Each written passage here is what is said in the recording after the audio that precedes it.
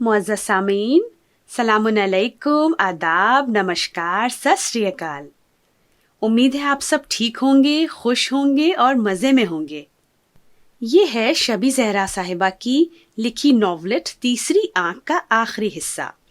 اس کہانی میں اب تک آپ نے سنا کہ کہانی کی مرکزی کردار فلک دولت کی شیدائی ہے۔ رضوان نام کے ایک عیاش لڑکے نے اس کو دھوکہ دیا اور شادی کے وعدے سے مکر گیا۔ فلک کی غمزدہ حالت دیکھ کر اس کی ماں شاہین نے اس کا نکاح اپنے بھانجے فیروز سے پڑھوا دیا۔ فیروز کسی طرح سے بھی فلک کے معیار پر پورا نہیں اترتا تھا۔ اب میں آپ کی یاداوری کے لیے چوتھے حصے کے چند جملوں کو دہراؤں گی، پھر سنیے گا آگے کی کہانی۔ فلک نے بھی اپنے حالات سے سمجھوتا کرنے کی کوشش کی، لیکن سمجھوتا تو سمجھوتا ہی ہوتا ہے۔ فیروز شروع میں یہی سمجھتا رہا کہ فلک بہت شرمیلی ہے، الہڑ ہے، گھر کا کام کاج کرنے کا تجربہ نہیں رکھتی، یہاں ساری ذمہ داری اس پر پڑ گئی ہے۔ جھاڑو پوچھے کے لیے ایک بوا تو آتی تھی، لیکن کام تو اور بھی بہت سے ہوتے ہیں، تھک جاتی ہے اس لیے سست رہتی ہے۔ سنیچر اتوار کو وہ فلک کا ہاتھ بٹاتا، اکثر وہ ضد کرتا کہ کہیں گھومنے چلیں، لیکن فلک کوئی نہ کوئی بہانہ بنا کر ٹال دیتی۔ اب سنتے ہیں آگے۔ مجھے بڑی تمنا تھی کہ میری شادی ہو تو موٹر سائیکل پر بیٹھ کر پیچھے میری بیوی میرے ساتھ گھومنے چلے۔ شادی سے پہلے دوسروں کو بڑی حسرت سے دیکھتا تھا میں، اور جب اللہ نے اتنی پیاری بیوی دے دی ہے اور موقع بھی دیا ہے کہ میں اپنے پیچھے بٹھا کر فخر سے گھوموں، تو آپ راضی نہیں ہوتی؟ فیروز نے شکوہ کیا۔ لیکن میری تمنا تھی کہ میں اپنے شوہر کے ساتھ ایک لمبی سی کار میں بیٹھ کر گھوموں۔ فلک کئی بار موٹر سائیکل کا ذکر سن کر جل بھن کر بولی، کار؟ لیکن موٹر سائیکل کا اپنا لطف ہے، جب کار خریدنے کے لائق ہو جاؤں گا تو کار بھی خرید لیں گے۔ گھر کا لون ختم ہونے دیجیے، آئیے چلتے ہیں کہیں باہر، موسم بھی کتنا خوبصورت ہے۔ فیروز ایک بھولا مرد تھا۔ اس نے فلک کے شانے پر ہاتھ رکھتے ہوئے چاشنی بھرے لہجے میں کچھ نہ سمجھتے ہوئے کہا، جی نہیں، جب کار ہوگی تب چلوں گی۔ کہتے ہوئے فلک بے مروتی سے اس کا ہاتھ جھٹک کر اندر چلی گئی۔ فیروز کے محبت بھرے سینے پر فلک کا یہ پہلا وار تھا۔ فیروز اپنی محبت سے فلک کا دل جیتنے کی کوشش کرتا ہی رہتا، لیکن فلک کے عدم تعاون سے وقتاً فوقتاً اس کا دل تو چھلنی ہوتا ہی رہتا تھا۔ اب وہ مسلسل اور کھلم کھلا اپنی قسمت پر روتی۔ فیروز پر بھی جلد ہی عیاں ہو گیا کہ فلک نہ تو اس کو قبول کر پائی ہے اور نہ اس کے ماحول کو۔ پہلے تو وہ یہ سمجھتا رہا کہ اپنی ماں کے انتقال کی وجہ سے فلک غم زدہ رہتی ہے، لیکن جب ان کے انتقال کو بھی 2 سال بیت گئے اور اس کی اداسی میں کوئی کمی نہ ہوئی تو وہ پریشان ہو گیا۔ اس کو اس بات کا احساس تھا کہ وہ اپنی بیوی کو اس کی مرضی اور خواہش کے مطابق نہیں رکھ پا رہا ہے، لیکن اس طرح دن رات اس کا غمگین رہنا اور حالات سے سمجھوتا نہ کرنا اس کو کچھ بے معنی سا لگا۔ ایک دن چڑھ کر اس نے پوچھ ہی لیا، ہر وقت رونی صورت کیوں بنائے رہتی ہو؟ رونی صورت اس لیے رہتی ہے کیونکہ میری روتی ہوئی قسمت ہے۔ خواہشات کو ابھرنے سے پہلے مارنا پڑتا ہے۔ مہینے کی پہلی تاریخ کا بے چینی سے انتظار کرتے دیکھتی ہوں آپ کو۔ پڑوسی بھی کوئی دوستی کے لائق نہیں، سب ہی شب و روز مالی مسائل کی گرفت میں ہیں۔ اب ان حالات میں فیروز صاحب میں حشاش بشاش تو رہ نہیں سکتی۔ لیکن بیگم، ہندوستان کا ہر شریف نوکری پیشہ انسان مالی دشواریوں میں گرفتار ہے۔ جس کے پاس جتنا ہے اس لحاظ سے اس کی ضروریات ہوتی ہیں، کسی کی بھی ہر ضرورت تو پوری نہیں ہو پاتی۔ لیکن تم کو کون سی خواہشات مارنا پڑ رہی ہیں؟ مجھے بتاؤ، میں پوری کرنے کی کوشش کروں گا۔ فیروز کو تکلیف پہنچی اس کے جملوں سے، پھر بھی وہ آواز کو نرم کر کے پوچھتا رہا، فرمائش کروں؟ سچ بتائیے۔ اچھا، تو آپ مجھے ایک اچھی سی کار خرید کر دے سکتے ہیں؟ مجھے خوبصورت سے بنگلے میں رہنے کی تمنا تھی، وہ پورا کر سکتے ہیں؟ اس نے بڑی ڈھٹائی سے پوچھا۔ گھر کا لون ادا کر لوں، بہت قیمتی نہیں، لیکن کار تمہیں خرید کر دوں گا میں۔ ہاں بنگلے کی خواہش تو شاید پوری نہ کر سکوں، ویسے ہمارے چھوٹے سے گھونسلے میں کیا خرابی ہے؟ یہ محل نہ صحیح، ہوا محل تو ہے ہی، فیروز نے ہنس کر جواب دیا۔ مجھے تو گھٹن کا احساس ہوتا ہے آپ کے اس محل میں۔ فلک نے اپنے احساسات کو کھلی کتاب کی طرح اس کے سامنے رکھ دیا۔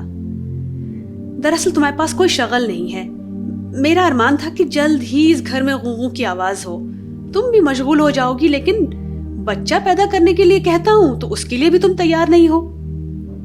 ہاں بچہ پیدا کر لوں تاکہ وہ بھی اس سے سکتے ہوئے ماحول میں آ کر اپنی قسمت کو روئے۔ یہ آپ کا محل 2 کے لیے ناکافی ہے مسٹر فیروز، تیسرا کہاں رہے گا؟ اس کی آواز میں مزید ترشی آ گئی۔ تم کیسی بات کر رہی ہو فلک؟ ہمارا مکان ہزاروں سے بہتر ہے، اللہ کا شکر ادا کرو کہ سر چھپانے کے لیے اپنی چھت ہے، اور پھر دہلی میں ایسا مکان ہونا خدا کی قسم اللہ کی نعمتوں میں سے ایک ہے۔ آپ سمجھتے ہوں گے اس کو نعمت، مجھے تو قبر نما لگتا ہے۔ فلک کی آواز میں طنز بھی تھا اور غصہ بھی۔ یہ کفران نعمت ہے، سوچ لو، یہ تمہارا اپنا مکان ہے۔ دہلی میں کتنے لوگ ہیں جو کرائے کے مکان میں رہتے رہتے مر جاتے ہیں، اپنا مکان خریدنے کی تمنا دل میں لے کے چلے جاتے ہیں۔ فیروز نے بہت سہولت سے سمجھانے کی کوشش کی۔ آپ ذرا نظریں اٹھا کے اوپر دیکھیں گے، کیا دہلی میں کوٹھیاں، بنگلے یہ سب نہیں ہوتے؟ آپ تو صرف اپنی طرح کے یا اپنے سے کم لوگوں کو دیکھتے رہتے ہیں۔ دیکھیے فیروز، یہ سب آئیڈیل باتیں ہیں، مجھ سے نہ کیا کیجیے۔ امی بھی اسی قسم کی کتابی باتیں کرتی تھی، اب آپ بھی شروع ہو گئے۔ میری اپنی سوچ یہ ہے کہ انسان جتنا چھوٹا سوچتا ہے نا اتنا ہی چھوٹا رہ جاتا ہے۔ آپ کم از کم اپنے دوست سے سبق لے لیجئے، آپ ہی کی پوسٹ پر تو ہیں وہ، لیکن پچھلے ماہ 3 بیڈروم کا فلیٹ لے لیا انہوں نے، اور چھوٹی ہی صحیح ویگنار چلا رہے ہیں۔ فلک نے ناک سکوڑتے ہوئے کہا۔ فیروز کی تیوریاں چڑھ گئیں۔ پہلی بار وہ تو رشوت خور ہے، میں بھی جس کام کے کرنے کے لیے گورنمنٹ مجھے تنخواہ دیتی ہے اس سے پہلے رشوت مانگوں کیا؟ آپ کی ایمانداری کا تمغہ تو اب تک آپ کو ملا نہیں۔ ہاں دشواریاں ضرور زندگی کی ساتھی بنی ہوئی ہیں، فلک بولی۔ ایمانداری خود ایک دولت ہے، فیروز نے کہا۔ پھر کتابی باتیں شروع۔ ایمانداری کا گانا الاپنے والے خود بھی سسک سسک کر جیتے ہیں، اور ان کی قسمت جس بد قسمت کے ساتھ جڑتی ہے نا وہ بھی ساری عمر روتی ہے۔ اس نے اپنی طرف اشارہ کیا۔ تمام دوستوں کو چھوڑ دیا ہے میں نے۔ کیوں چھوڑا ہے اپنی دوستوں کو؟ بلاؤ یہاں، تمہاری خوشی کے لیے میں ان کو اچھے سے اچھے ہوٹل میں دعوت دوں گا۔ فیروز کا صبر و ضبط بھی کمال کا تھا۔ اتنی بحث اور بدتمیزی کے بعد بھی اس کی آواز اونچی نہیں ہوئی۔ اچھا، اور جب وہ پوچھیں گی کہ آپ کی پوسٹ کیا ہے تو میں کیا بولوں گی؟ تمکین کے شوہر ڈاکٹر ہیں، میری اور دوستوں کے شوہر بھی اچھے عہدوں پر ہیں۔ فلک نے غصے میں آج وہ سب کچھ کہہ دیا جو اس کے دل میں رکھا تھا۔ فیروز کو محسوس ہوا جیسے اسے کسی نے بہت اوپر سے نیچے پھینک دیا ہو۔ الفاظ بھی اس کا ساتھ چھوڑنے لگے۔ تو پھر محترمہ آپ میرے ساتھ شادی کے لیے تیار کیوں ہوئی؟ میں نے تو کچھ بھی نہیں چھپایا تھا۔ امی کو جلدی تھی، ان کو اپنا بھانجا بہت پسند آ رہا تھا، فلک نے طنز کیا۔ اور تم کو میں پسند نہیں ہوں؟ فیروز کی آواز بھرانے لگی۔ اچھا اب یہ سب باتیں میرے سامنے لے کر نہ بیٹھیے، میں نے اب خواب دیکھنے ہی بند کر دیے ہیں، کہتی ہوئی وہ دوسرے کمرے میں چلی گئی۔ فیروز بہت دیر تک بت بنا کرسی پر بیٹھا رہا، تھوڑا ٹوٹا سا، تھوڑا بکھرا سا۔ شادی سے پہلے تو وہ کتنا خوش تھا، اپنی نوکری سے بھی مطمئن تھا۔ اگر ایک پرائیویٹ اسکول کے چپراسی کا بیٹا پاسپورٹ آفس میں کلرک ہو جائے تو اس کو اچھی اڑان ہی مانی جائے گی، لیکن آج کسی کی باتوں نے اسے احساس کمتری میں مبتلا کر دیا تھا۔ اس کی خود اعتمادی شیشے کے مانند ٹوٹ کر بکھر گئی، اور اس کی حالت اس مور کی سی ہو گئی جو ناچتے ناچتے اپنے پنجے دیکھ کر افسردہ ہو جاتا ہے۔ فلک سے وہ بے حد محبت کرتا تھا۔ اس کو رنجیدہ دیکھ کر اسے شدت سے احساس ہونے لگا کہ واقعی وہ اس کو وہ آرام نہیں دے پایا جو اس کو دینا چاہیے تھا، لیکن وہ بھی مجبور تھا۔ ایک بندھی ہوئی رقم ہر ماہ اس کو اپنے باپ اور بہن کے اخراجات کے لیے بھیجنا پڑتی تھی، اور مکان خریدنے کے لیے جو لون لیا تھا اس کی قسط دینی ہوتی تھی، اور اب بچتا ہی کتنا تھا کہ وہ اس کے ارمان پورے کرے۔ فلک کا شکوہ بجا ہے، وہ سوچنے لگا۔ ماں کے ساتھ رہی تو زندگی کی آسائش سے محروم رہی، شادی ہوئی تو بھی اس کے حالات وہی رہے، لیکن پھر میں کیا کروں؟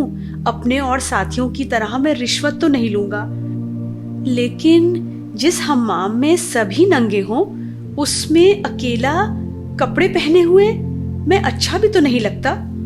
آفس میں بھی سب مذاق اڑاتے ہیں، گاندھی جی پکارتے ہیں، نامرد اور بے وقوف سمجھتے ہیں مجھے، اور ادھر بیوی ناکارہ سمجھتی ہے۔ سوچو کہ تار ایک دوسرے سے جڑتے رہے۔ اچانک جیسے اسے کرنٹ سا لگا ہو، فلک نے ٹی وی آن کر دیا تھا اور ٹی وی پر خبریں آ رہی تھیں۔ کسی بینک میں گھوٹالا ہوا تھا اور لوگوں کی پکڑ دھکڑ چل رہی تھی۔ یا اللہ، میری مدد کرنا، میں بھی پھسلنے ہی والا تھا۔ انسان بھی کتنا کمزور ہے، وہ بڑبڑایا۔ اتوار کا دن تھا۔ فیروز غسل خانے سے نہا کر نکلا تو فلک کو ناشتے کی ٹرے لیے کھڑا دیکھا۔ ارے واہ، آج تو بڑی خوشبوئیں آ رہی ہیں بیگم، پراٹھا اور کباب، اور تمہارے کباب ہوتے بھی بہت لذیذ ہیں، اس نے ناشتے کے لیے بیٹھتے ہوئے کہا۔ کباب بکری کے ہیں، میرے نہیں، فلک ہنسی۔ ویسے کباب تمہارے بھی اچھے بنیں گے موٹی، اس نے پیار سے فلک کا پیٹ تھپ تھپایا۔ کباب تو میرا دل ہو گیا ہے دوسروں سے جل جل کر۔ دیکھو فلک، ابھی تم اتنے اچھے موڈ میں تھی تو کتنی پیاری لگ رہی تھی، ذرا خوش ہوتی ہو تو اتنی خوبصورت لگتی ہو۔ ویسے غصے میں بھی ہماری بیگم کچھ کم غضب کی نہیں لگتی، بس میں گھبرا جاتا ہوں۔ فلک نے شکایتی انداز سے اسے دیکھا۔ اپنی لچھے دار باتوں میں مجھے نہ الجھائیے، میری اپنی الجھنیں کچھ کم نہیں ہیں۔ اف، کیا الجھنیں ہیں، ذرا آج کھل کے بتاؤ۔ دراصل تم سارا دن اکیلی رہتی ہو، ہفتے کے 5 روز۔ میں آفس سے شام تک آتا ہوں۔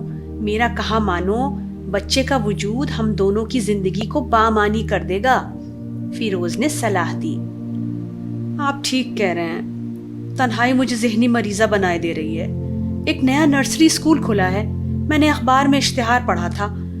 گھر سے بہت دور بھی نہیں ہے، صرف ایک بس لینا ہوگی، پھر 15-20 قدم کے بعد اسکول آ جاتا ہے۔ کوئی رام داس بابو کی بیوی نے کھولا ہے، مجھے پرنسپل سے چل کر ملوا دیجیے۔ فلک نے بچے کے تذکرے کو نظر انداز کر دیا۔ رام داس بابو کی بیوی کا اسکول؟ او، ابھی 3 ماہ پہلے کھلا ہے کیا؟ سمجھو تمہارا کام ہو گیا ڈارلنگ۔ فیروز خوشی سے اچھل پڑا، اس کو فلک کا اسکول میں نوکری کرنے کا آئیڈیا پسند آ گیا تھا۔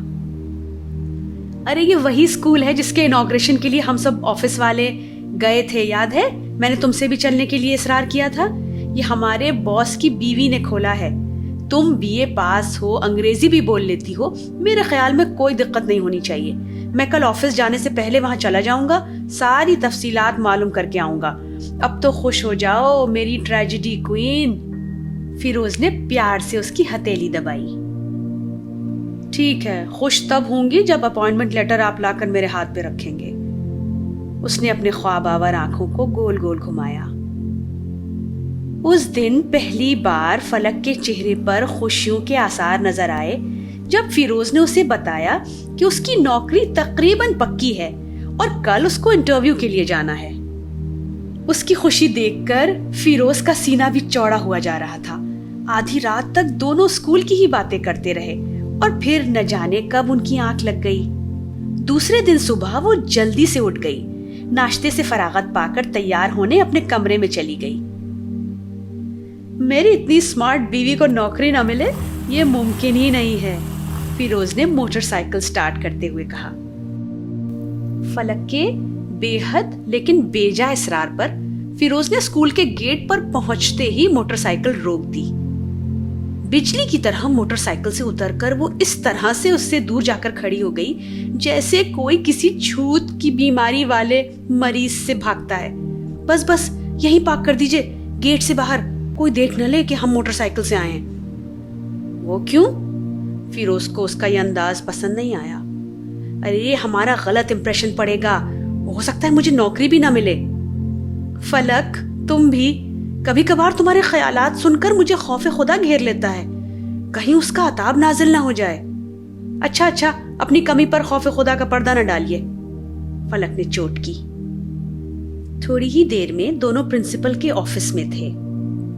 رام رام, آؤ بیٹھو, یہ ہے تمہاری دھرم پتنی, بہت سندر ہیں, BA پاس ہیں, انگریزی بہت اچھی فرفر بولتی ہیں, یہی سب بتایا تھا نا تم نے؟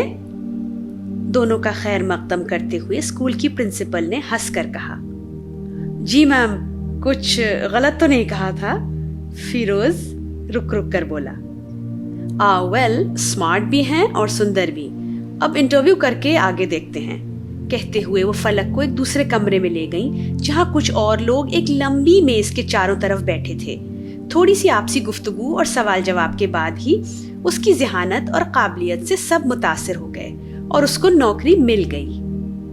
نوکری جوائن کرنے کے بعد شروع میں تو فلک بہت خوش رہنے لگی.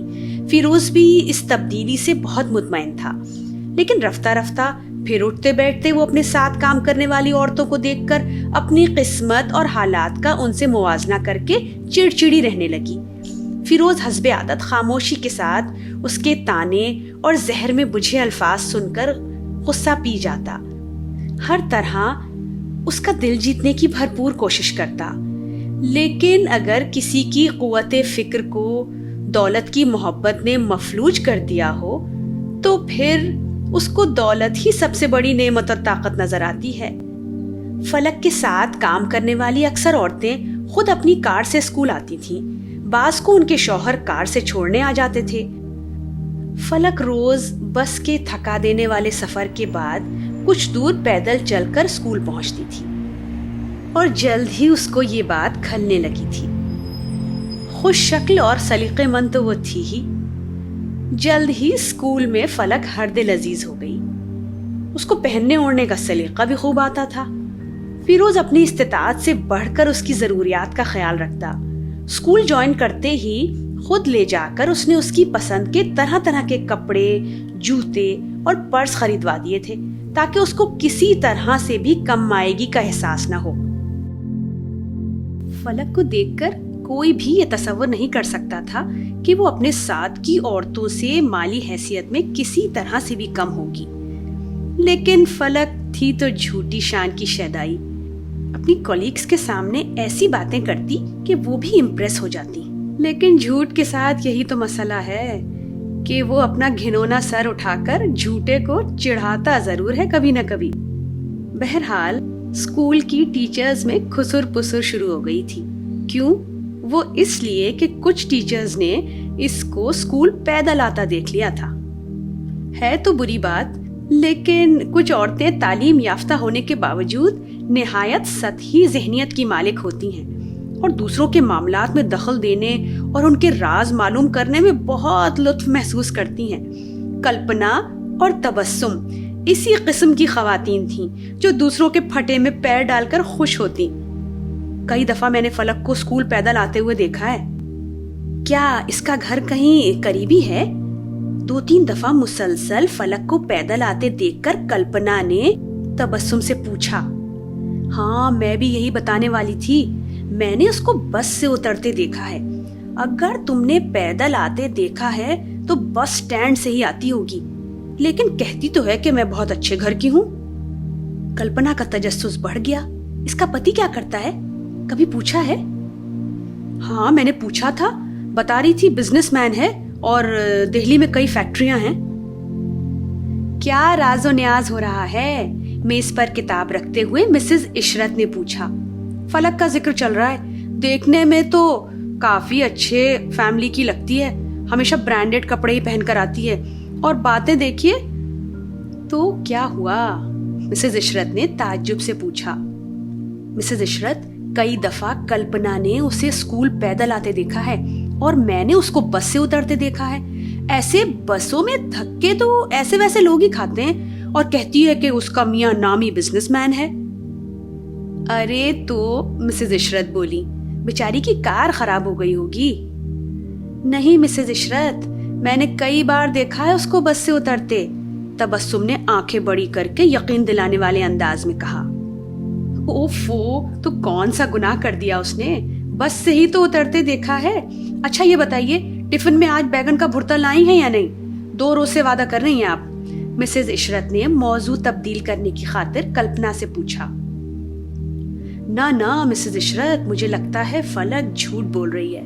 فیکٹریوں کا جو مالک ہوتا ہے اس کے گھر تو کئی کاریں ہوتی ہیں, ایک خراب ہوئی تو دوسری لے گئی. کلپنا کا دماغ ابھی بھی فلک کے مسئلے میں ہی الجھا ہوا تھا. ہائے, میں تو بس پر چڑھنے کی سوچ بھی نہیں سکتی. تبسم نے بس پر بڑا زور دے کر کہا. بات تو سوچنے والی ہے, کچھ دال میں کالا ہے, کلپنا بڑبڑائی اور اپنے شبہات کا مظاہرہ کرنے لگی. ارے چھوڑیں آپ لوگ بھی, دنیا میں مسئلے کم ہیں جو آپ دونوں یہ لے کر بیٹھ گئیں. مسز عشرت نے بات رفع دفع کرنے کی ایک بار پھر کوشش کی. اسی اثنا میں فلک سٹاف روم میں داخل ہوتی نظر آئی. فلک جی, کلپنا نے اسے دیکھتے ہی پوچھا, آپ کا گھر کیا اسکول کے پاس ہی ہے؟ آپ روز پیدل اسکول آتے ہو؟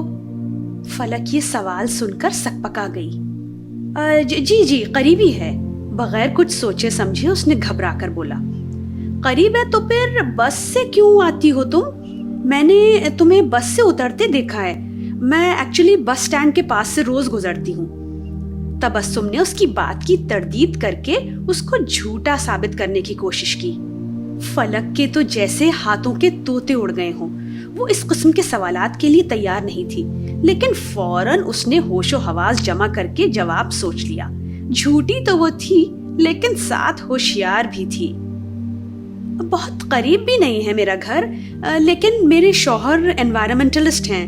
ان کا کہنا ہے کہ جتنی کاریں سڑک پر چلتی ہیں اتنا ہی پولیوشن شہر میں بڑھتا ہے, اس لیے ہم دونوں ہی پبلک ٹرانسپورٹ استعمال کرتے ہیں. کاریں تو خاص اوقات میں ہی نکالتے ہیں. اف, کچھ لوگ جھوٹ ایسے بولتے ہیں کہ سچ شرم آ جائے. واہ, آئی ایم امپریسڈ فلک.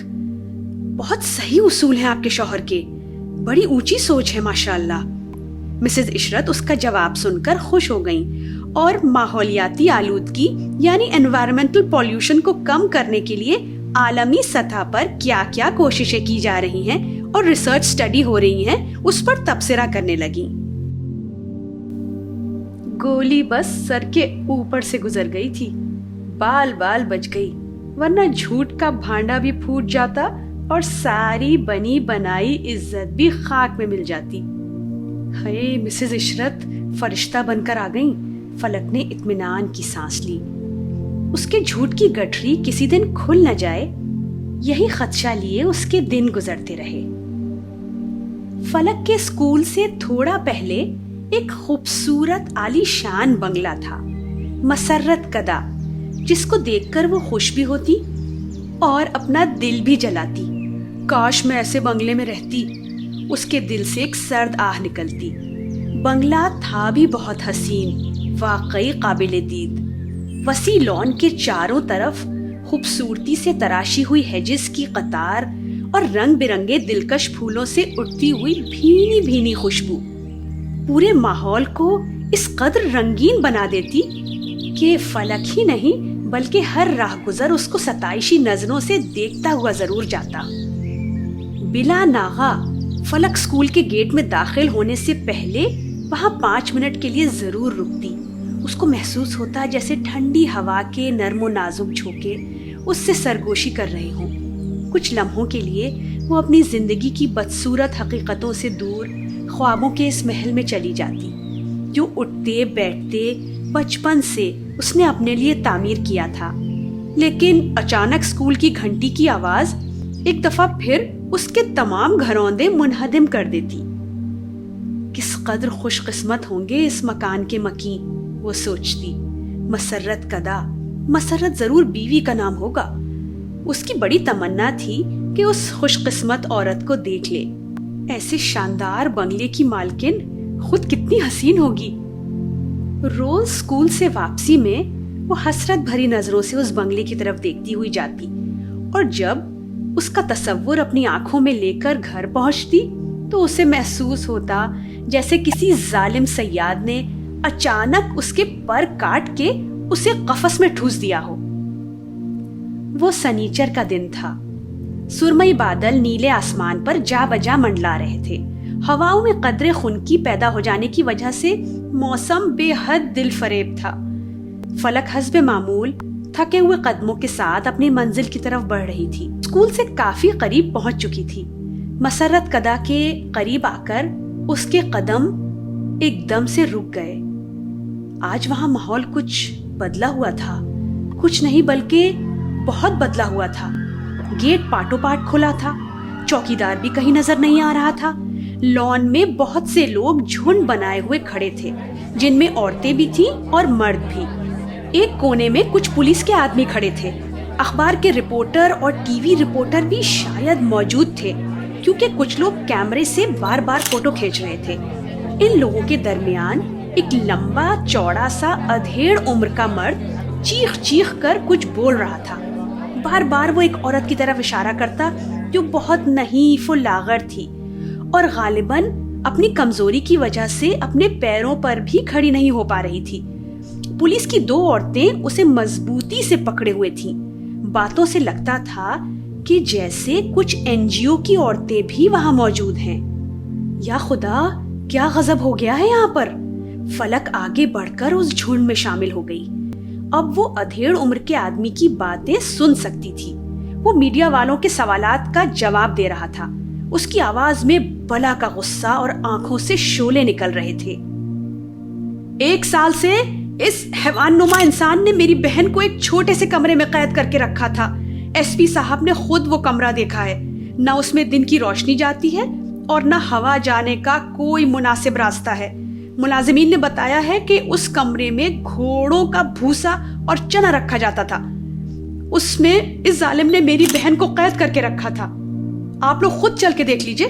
اپنے پیروں پر ٹھیک طرح سے میری مظلوم بہن کھڑی بھی نہیں ہو پا رہی ہے.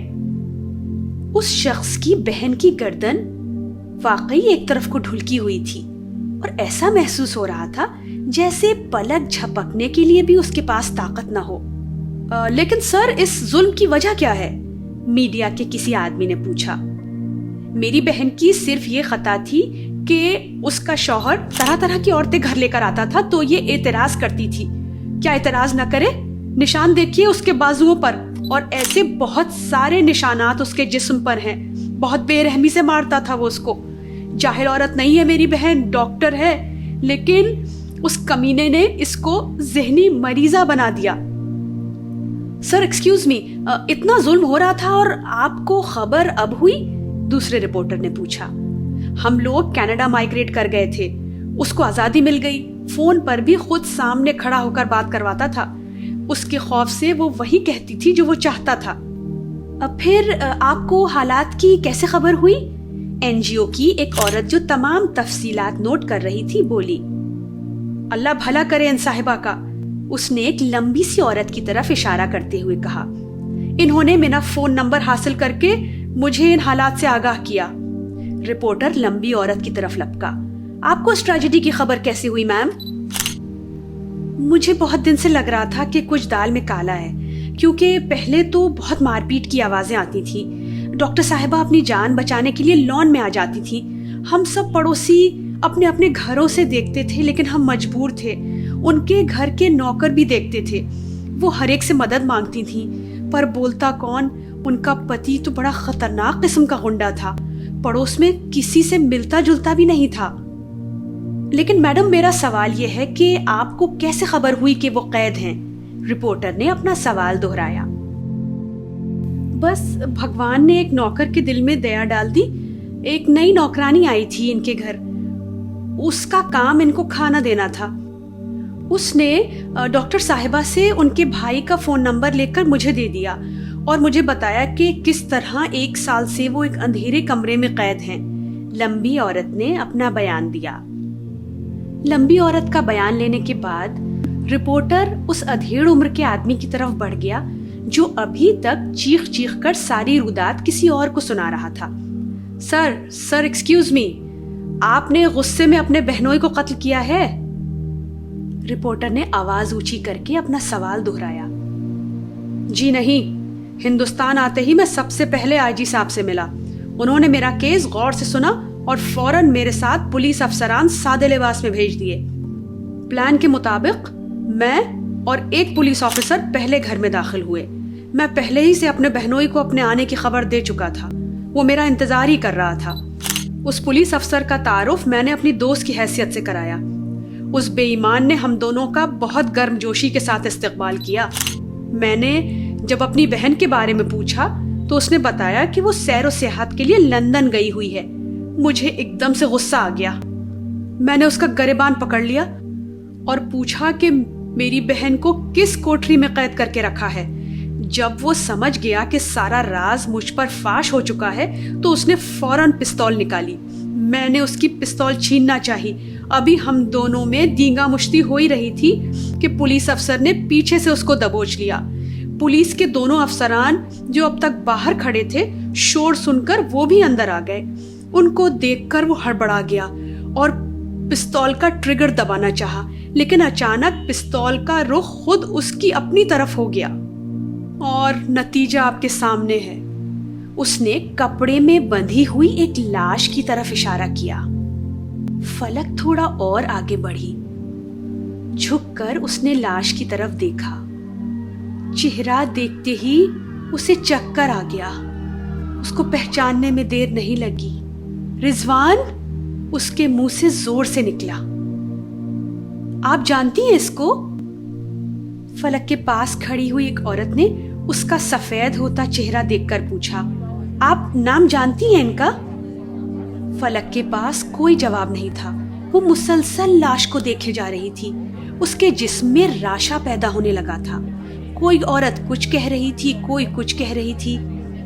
اتنے حسین بنگلے کی مکین اتنی بدقسمت، ایک بولی۔ 2 ہی سال ہوئے تھے ان کی شادی کو۔ بتاؤ، جوان جہان عورت کو شوہر کی عیاشی نے بوڑھا کر دیا۔ کتنی عمر دراز لگ رہی ہے ڈاکٹر صاحبہ، دوسری بولی۔ بھائی میرے شوہر کی تو کوئی اتنی بڑی جاب نہیں ہے، لیکن مجھے تحفظ کا مکمل احساس کراتے ہیں وہ۔